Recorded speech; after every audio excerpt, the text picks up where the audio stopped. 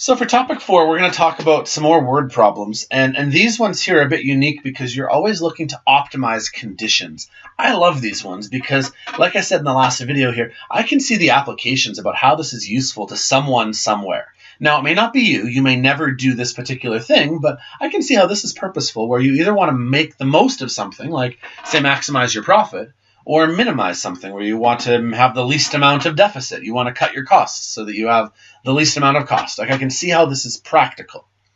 I also want to reiterate something that I pointed out in the previous video, in that the calculus that we're doing here, although, yes, it's very applicable somewhere, you may find that you struggle with word problems because, I mean, everyone struggles with word problems.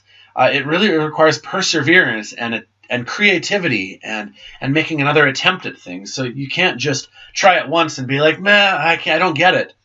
I read a stat somewhere that said that the average student thinks about a math question, for about 19 seconds. And if they don't think they have the answer after 19 seconds, they give up. And I couldn't believe that stat. It couldn't be real. But then when I think about, I mean, this was an average, so you got to consider like the little kids who are doing like grade 1 math and they're doing 1 plus 1. 5 plus 7. If they don't think of what it is almost immediately, they just, well, I don't know the answer.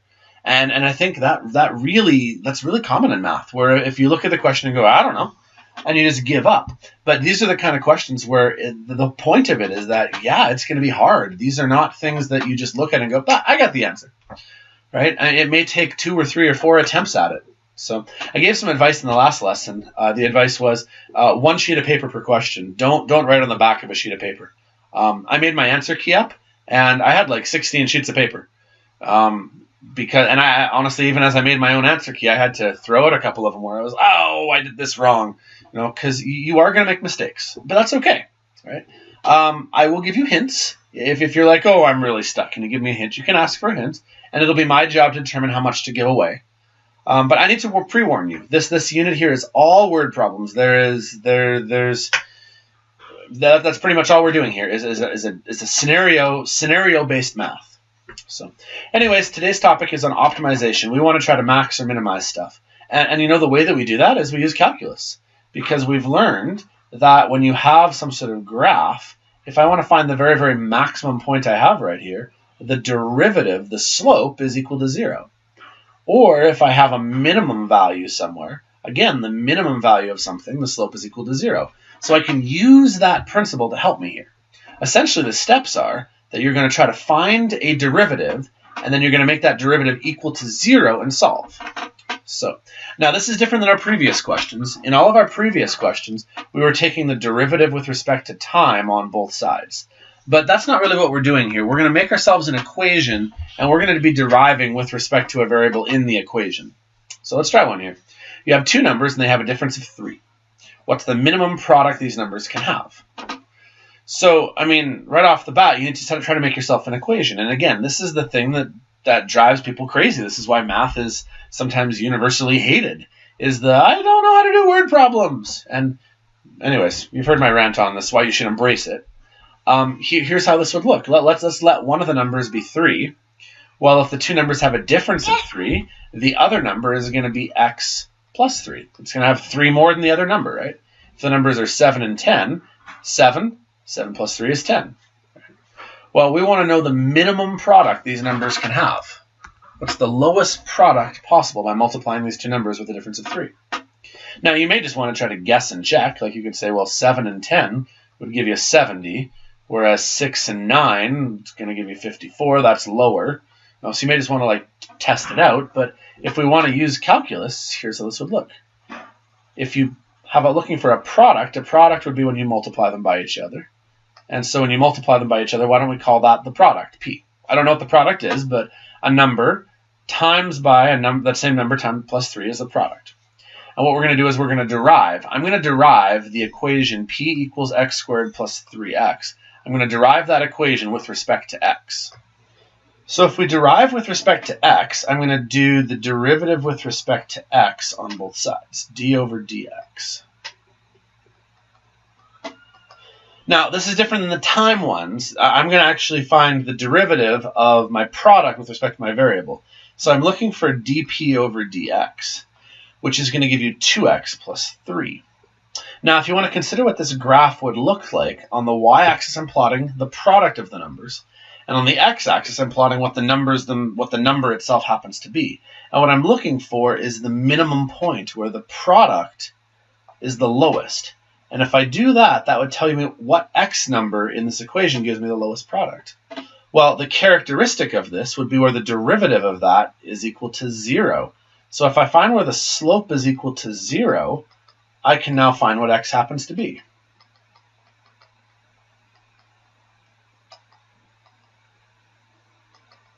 Minus 1.5. Which means if my x value is minus 1.5, the other value is 1.5. And that seems to be the minimum product I can have from two numbers. Two numbers have a difference of 3. The minimum product these numbers can have would be, well, what is 1 minus 1.5 times 1.5? Let's just check here. The minimum product they can have would be 1.5 squared, but make it negative, negative 2.25. So the minimum product is negative 2.25. Now, some kids might say, hey, Chris, hang on a sec. What if I went with 0 and 3? Isn't 0 and 3 going to give you 0? Isn't 0 the lowest number? Well, then I point out, hang on, isn't 0 right in the middle of the number line? Isn't negative 2.25 actually lower than 0 technically? So this actually makes a lot of sense because this involves a negative number. Well, then some kids might say, well, what happens if I use two negative numbers? Well, hang on a sec. When you multiply two negative numbers by each other, it gives you a positive number again. So you need to have a negative number with a positive number to make it a negative number. So actually, I think it makes a lot of sense that it's negative 1.5. Because if you did negative 2 times 1, that would give you negative 2. This one's even lower. So, basic premise. Find yourself an equation. Again, this is the part that kids get frustrated the most with, is the how do you find yourself your own equation? That takes practice. It takes perseverance. Hopefully when you've got it, you'll be like, you'll know it when you have it. And you'll be like, I know I've got it right. But that takes time. Takes practice. You may need to ask for a hint. Don't expect to rip off 16 questions in 10 minutes. It's going to take a long time. It may take you half an hour for each question. That's common. I want you to warn you for this. Be prepared for that. Okay, let's try another one. A family wants to create a fenced fenced-in pen for their rabbits. They're going to use their house on one side. And then on 3 sides, there's going to be some fence. So side 1, side 2, side 3. And it's a rectangle. Now they have 24 meters of fencing. So what did I say? Well, this is x, and this is y. And we'll say that x plus y equals 24. Okay. Here's your rectangle. These two sides on the rectangle is the same as each other. What we want to do is find the maximum area. Well, I mean, again, this just takes, there's no like magic bullet I can give you that solves the problem. Experience helps, though. We're looking for the maximum area.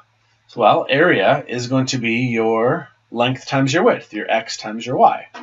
Now, if you were to leave it as x times y, that's a little more frustrating because you've got two variables.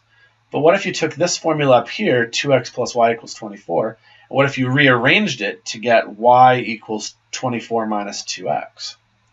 And then you remade your formula, area equals x, and then instead of y, did 24 minus 2x. It would mean that your area is actually 24x minus 2x squared. I now have an equation for area in terms of its x value.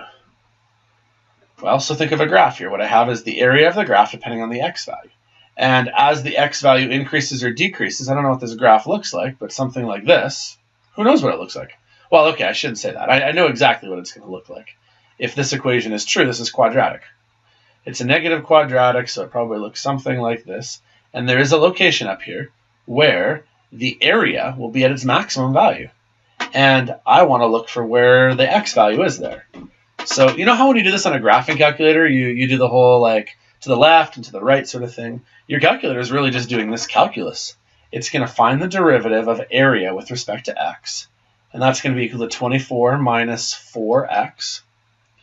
And then it's going to say, well, for it to be a maximum, it has to be equal to 0. Which means that 24 will have to equal 4x. Divide by 4, divide by 4. X is 6. Well, that means that right here at 6, this is where your area was the least. Was either the most or the least. I'm going to assume it's the most in this example here, because then when I plug this kind of back into my equations here, y was 24 minus 2x. So if x is 6, 24 minus 12 means that y is 12, and x is 6. 6 and 6 is 12, plus 12 more gives me the 24 I was expecting, and 12 times 6 is what, 72? 72 is the most area you could have. 12 times 6 is 72. If I don't want to do just a quick little check, what if I were to go with 5 and 5 and, let's see, that would be 14. Right, that would work. 5, 5, and 14 adds to 24, but 5 times 14 I just found gives you 70. So that's not quite as much area. So this was a good way for me to maximize my area. So again, the steps were, you had to find an equation. It was supposed to be length times width, but I substituted in to try to reduce the number of variables. Now, rather than deriving with respect to time like I did in the past, I'm going to derive with respect to the variable, the one variable I have left. And then when I've derived with respect to the variable I have left, it's equal to 0. Well, then it's just a case of algebra. Then I have to just solve for what it would be. So my goal today is to do 3 more examples in increasing difficulty. The last one's actually probably the most challenging one. And again, just kind of show you the steps of how to do an optimization problem. So you want a box with a square base and an open top. So here's a box with a square base. Draw that one so it's in behind.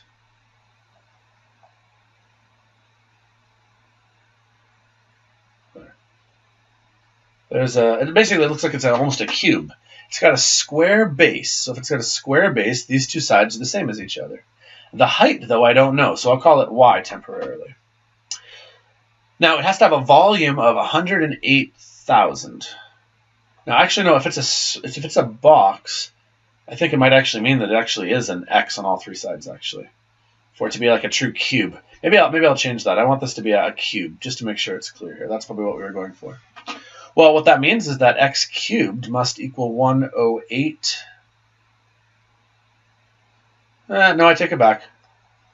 I'm lying to you here. I don't actually think we were looking for the cube. I think my first instinct was right. We're looking for like a y value here. So, okay, sorry that I'm losing you there. Hopefully you didn't write things up too many times. X on this axis, that's the square base, but this box could have an unknown height. What we do know is the volume is 108,000. So that means that x times y is 108,000, which means that x squared y equals 108,000. Now, what we want to do, though, is we want to figure out the material required to make the box, which is really your surface area. And your surface area of this would be x squared, which would be the very, very bottom of the box. And then there are 4 sides to the box, which would be xy.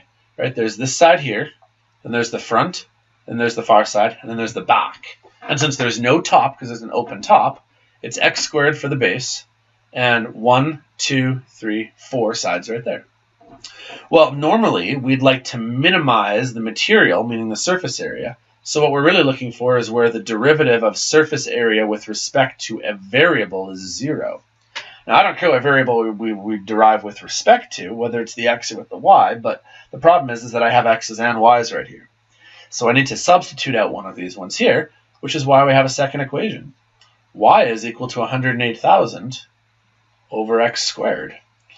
So if I take that and plug it into my surface area formula, you get x squared plus 4x times 108,000 over x squared. Well, now I've made myself an equation with only one variable. I'm going to clean it up a little bit, though, just before I do my deriving. So I'm going to make it equal to x squared, and then 4 times 108,000 is 432,000. And then you'll have x to the minus 1, which I like just because that makes it easier for deriving rather than having an x on the bottom. Now let's take the derivative with respect to x, the variable that we have, which means that the derivative of your surface area with respect to x, which we want to be 0, by the way, to minimize it, is going to be 2x minus 432,000, x to the minus 2. Okay, at this point here, I just need to solve for x. So this is really an algebra problem. So There's a couple ways of solving. First thing I would do, though, is now I'm going to actually rewrite this as 432,000 over x squared. Okay. And maybe the best way of solving this now is to bring the 2x to the other side, or actually bring this guy to the other side and do this. Then the way to get rid of the x squared is to times it up to the top of the other side there, making it 2x to the cubed. Divide by 2. So 432 divided by 2 gives you 216. And then you know how it was x, but there was x squared on the bottom? Well, now that it's x cubed, you just need to cube root both sides. So cubed root 216 100,000, and it means that x is 60. Well, now that I've solved for what x is 60, it said find the dimensions of the box that minimize your material. So the least amount of material would be as if you make a box with a 60 by 60 base. The question now is, well, how much height do we need? Which is why at first when I was debating whether or not it was a cube or not, I realized that the height must be an undetermined variable because we're not sure how high we need to make this box. And so, I mean, really I could take 108,000 and divide by 60 squared. That would give me my y value. So 108,000 divided by 60 means my height was 30. 30 by 30 by 60 gives you 108,000. But in terms of your surface area, it would be the least amount of surface area you could expect. So I can see this being very valuable then, right? If you were a manufacturer, if you had to make some sort of product and package it, well, this now showed us the way to minimize your packaging. That if you minimize your costs, then you make more money, right? This may not matter to you, but hopefully it's very clear to you that this matters to someone somewhere. This could be useful. For us, just the mere process of going through the problem solving and building those brain skills, that's what you need, right? If you want to go on into engineering or dentistry or medicine or whatever STEM career that requires a first-year calc course, like I said, you probably don't need calculus. I've got a brother who's a dentist, and he took calculus. And he doesn't use calculus as a dentist ever. But he tells me about some of his cases and how he has to be able to problem solve and troubleshoot and think. And sometimes he has to extract a tooth. And he's got to, well, how can I get in there to get that half-broken tooth out, right? And yeah, he's not using calculus specifically, but he's using the problem-solving skills that he acquired while solving calculus questions. So when I talk to kids about math, I tell them that, look, you don't necessarily use these specific skills, but the soft skills you learn while doing this, you'll use those, I promise you that. And hopefully you have an appreciation that this matters to someone somewhere. So, okay, let me get back to my example. So you've got a pop can, and a standard pop can of Coke or Pepsi or whatever is 355 milliliters. Well, let's say that you're Pepsi, and you want to try to minimize the surface area in order to, therefore, reduce the cost of your can. What dimension should you make it? Well, a can is a cylinder, right? So this is a really, really rough cylinder, but a cylinder has a volume of pi r squared height. And it has a surface area of 2 pi r squared, that covers the top and bottom, plus 2 pi r h. And the 2 pi r h refers to the circumference times by the height. If you can kind of imagine wrapping the label around the can, that's where this part comes from. So here's the formulas for volume and surface area of a can. Now, we're told the volume was 355. So good, okay. Which means that I could then take my equation of 355 and isolate for one of my two variables. Maybe I might want to isolate for height. So to get height by itself, it would be pi over r squared is what your height is equal to. Reason being is now I can plug that into this formula over here and tell you that my surface area is equal to 2 pi r squared plus 2 pi r, but then your height is 355 over pi r squared. Which means for a can of this specific volume, I can tell you what its surface area will be based on its radius. 2 pi r squared plus, okay, now this pi cancels that pi. This radius cancels that radius. 355 times 2 gives you 710 r to the minus 1, because there's one radius left on the bottom once you've canceled.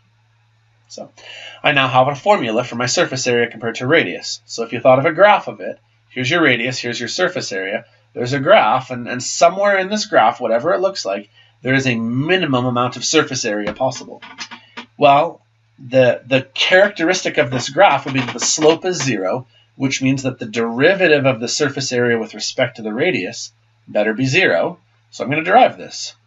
4 pi r, pull the 2 down in front, 4 pi r, and then you'll have negative 710 r to the minus 2. Now we just solve for radius, and we've been to this exact same spot before. I would say make this 710 over r squared equals 4 pi r. Times the radius is up there to make it 410 equals 4 pi, but now radius cubed. Divide by 4 pi. 710 over 4 pi will be your radius cubed. And then cube root. This right here is the exact value of what your radius should be.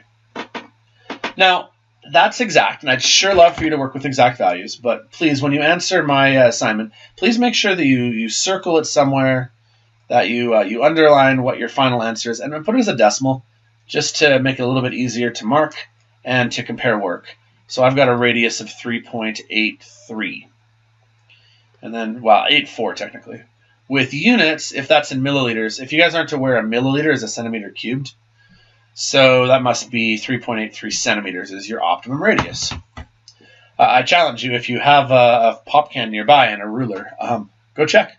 See where the radius is 3.83, because that would minimize the amount of radius. Okay, now one last thought here. You should also solve for the height, but I'm going to assume that you can then take this radius right here of 3.8. Well, it was actually 3.84 if you round.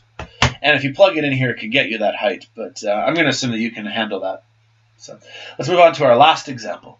And this one is one of my favorite ones. This is a long example. There's one just like it on your assignment about a bird trying to fly from an island to the mainland. This one's about an oil company. And I feel like this is applicable to someone somewhere. If you work for an oil company, you might come across this scenario. So let me draw it for you. You're in an oil pipeline and you need to go across a river. So here's a river. I'm just drawing a river like this. The river is right there. And you need to go 6 kilometers downstream. So this is where your oil pipe kind of comes out at. And 6 kilometers downstream, so across down like this, is 6 kilometers.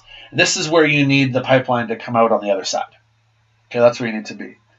Which means that you have a couple options before I look any further. One option is that you could just build it in a straight line. That makes sense. Here's a problem, though. It costs $50,000 a kilometer to lay pipe underwater. That's really expensive. All your pipe is being laid underwater. Well, then there's another option. Option 2 is that you could build straight across the river. Well, that means that you minimize your really expensive costs underwater, and then what you do is then you just run it right along the shoreline, and you can see here that on the shoreline it's only $30,000. The downside to this is that this is considerably more pipe to lay, and so maybe you don't care about the distance so much, but it still might cost more. Well, what if there's a happy medium somewhere where at some random point P, you build a little bit underwater, and then the rest of the way you go on land. So point P is this unknown point where for a little while you're going underwater, and then for the rest of it you're going on the land. And what I want to do is I want to make an equation where I try to minimize the amount of cost. Well, so let's start doing that. Cost, really your cost total, would be equal to how much it costs you to go underwater plus how much it costs you to go on land. Well, how do you figure out costs? Well, costs would be the price underwater times by the distance you have to travel, and then this would be the price under land times by the distance you have to travel. And I already know these prices because the price underwater was $50,000. And to make things simple, by the way, I'm just going to make it 50 rather than 50,000. When I'm done, I'll just times by 100,000. So we'll just do this in thousands. So $50,000 times by the distance you have to go underwater plus $30,000 plus the distance you have to go on land. This would be how much total cost you'd have. Hopefully you can follow that. Again, I haven't said this over the last few examples, but if I'm losing you, you need to rewatch, ask me questions. Yeah, make sure you ask me more questions. Not I don't get a lot of questions sometimes. So, okay, well, right here is the distance on water, and here's the distance on land. So I need to try to find out what those would be. Well, the whole distance was 6 kilometers, but I don't really know where exactly this point P is. It could be right here. It could be over here. It could be literally straight across. Maybe the best option is just to go straight across. So what I'm going to do is I'm going to define a triangle right here like this. And I'm going to say that right here, this is x. I'm going to assign a variable here. And the reason why I do that is that now I know how much distance I'm traveling on land. I'm traveling 6 minus x, right? Because 6 was the whole way across here. And if from here to my arbitrary point P is x, then the rest of this distance must be 6 minus x. So now I know that the distance I'm going to travel on land is 6 minus that unknown amount. Problem is I still need to know my distance on the water. Well, I didn't use a number that was here yet. It actually said that it was an 8-kilometer river. So that means that going across the river is 8 kilometers, which means that I can use Pythagoras' theorem to solve for what the distance across the water is. It's going to be 8 squared plus x squared, square rooted. That'll be the distance across your water using Pythagoras' theorem.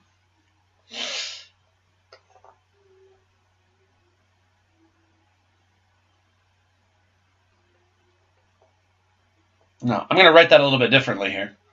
If you're in agreement with me that if this is 8 and this is x, and you're going on a hypotenuse across the water here, that it's 8 squared plus x squared square rooted, I'm just going to make 8 squared 64, and then a square root makes it to the 1/2. So I'm just going to rearrange it, and I wrote that down here, 64 plus x to the 1/2. There's my cost. But here's the awesome thing. This is all related to my variable x. And so what I'm going to do is I'm going to derive with respect to x, which is this distance right here. It tells me just how far downstream I should aim, if that makes sense. So if I want to find out how far downstream I should aim, that's my x value. So now I'm going to find the derivative of my cost with respect to x, which I want to minimize my cost and make it equal to 0 when I'm done. So let's find the derivative. Pull the 1/2 down in front. Drop the exponent to negative 1/2, derive by the baby inside. And then on this one here, you may find it easier to make that 180 minus 30x, because then 180 derives to nothing, and the 30x derives to 30. So now I have my derivative, which I'm going to clean up a little bit here. This 2 and this 2 can cancel. So what you actually end up having here is 50x over the square root of 64 plus x squared minus 30. That is my derivative. But I want to minimize my derivative costs. Because again, if you think of your costs, depending on where x is, somewhere around here, there is a minimum value. Its slope is 0. So I want to solve for where it's equal to 0. Okay, well now it's just algebra skills. If this is supposed to be equal to 0, why don't I bring the 30 to the other side and do that? 50x equals 30. And then I'm also going to bring this up to the other side over here, and I'll make it 30 root 64 plus x squared. Okay, this takes you back to grade 11. You need to find a way to solve this thing when it has square roots. And the best way of solving when you have square roots is to square both sides. So I'm going to square both sides right now. 50x squared, 50 squared gives you 2,500. When you square 30, it gives you 900. And when you square your square root, it's gone. Which now leaves you with a quadratic. It's going to give you 2,500x squared. 900 times 64 will give you this number, 57600. And then you'll have 900x squared. Subtract 900x squared from both sides, leaving you with 57,600. And then 2,500 minus 900 gives you 1,600x squared Divide by 1600 on both sides.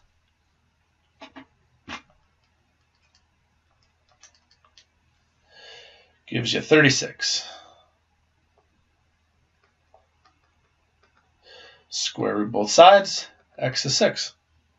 Well, now that actually tells us what our x value happens to be.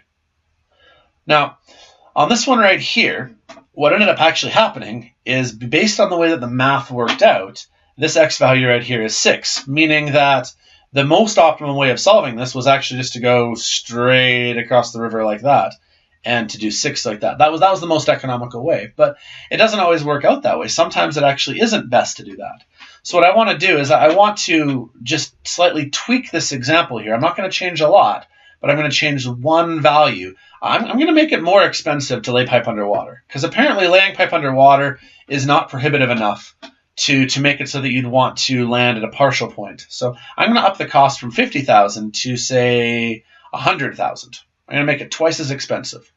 Well, the only thing that would change now is that this would now be a 100, which means that this would now be a 100. This is now a 100. Makes this now 100. Makes this 100, which means that when I square 100, 100 squared is 10,000. 10,000 minus 900 would change to 8,100. No, hang on, that's not right. Let's do that again. 10,000 minus 900 gives you 9,100. I'm just going to go off to the side here. 9,100 x squared would now equal, let's say, what was it, 57,600. If I divide by my 9,100 and my 9,100, x squared would equal 7,600 divided by 9,100. All right, so I ended up getting 6.329. And then when I square root that, now I got an x value of about 2.5. Well, now in this example, now it's actually not better to go straight across. Now it's most economical for you to land 2.5 kilometers right here. So hopefully that made sense there in terms of how I did that one. So in the first example, it actually was best just to go straight across, but that may not always be the case. So again, hopefully that made sense to you. If it didn't, and I flew through the math, this is why I love making these videos, you should just now be able to rewatch the video. So ask me some questions, make notes on anything you didn't get. The question you're getting on your assignment is very similar. There's a bird that is on an island over here.